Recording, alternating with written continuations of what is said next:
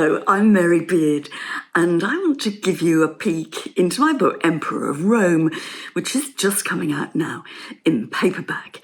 It covers about 300 years of Roman history and about 30-odd rulers, from some whose names we still recognise, Nero, maybe Caligula, to others who are completely unknown. I actually keep one of them by my desk here in Cambridge.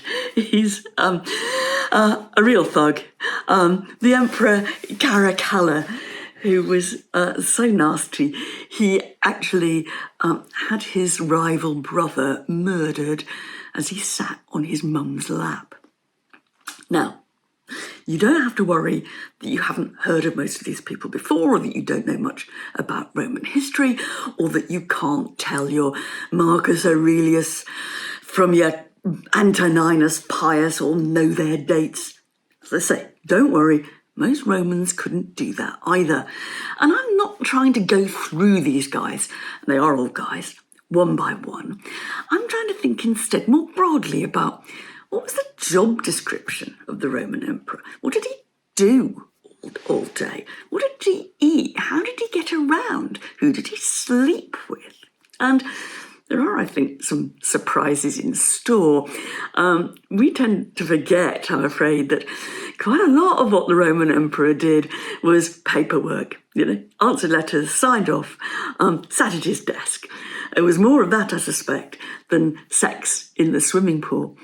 But what's really interesting is that some of the contents of the emperor's in tray, his replies to people sending him begging letters or asking for help, those still survive. And they give us an amazing insight into how the ancient world worked.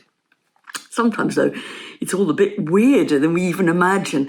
And we're all used to seeing Roman emperors at dinner, on the movies, in the BBC's I, Claudius. And yes, there is quite a bit of that, but it's much more imaginative. One of the places I take you to in the book, and you can still visit it, is a dining room of the emperors where they sat around a little pool, or rather they lay around a little pool, and they had their food floated over to them in little model boats. Now, what are you going to get out of this? Well, I think you'll discover the ancient world is yet more interesting than we imagine.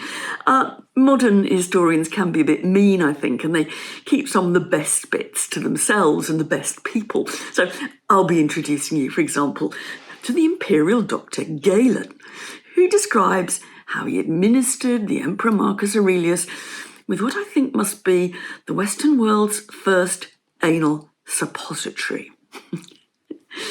But there are other things, perhaps a bit more serious. I think that we still think about power in the way the Roman emperors set it out for us.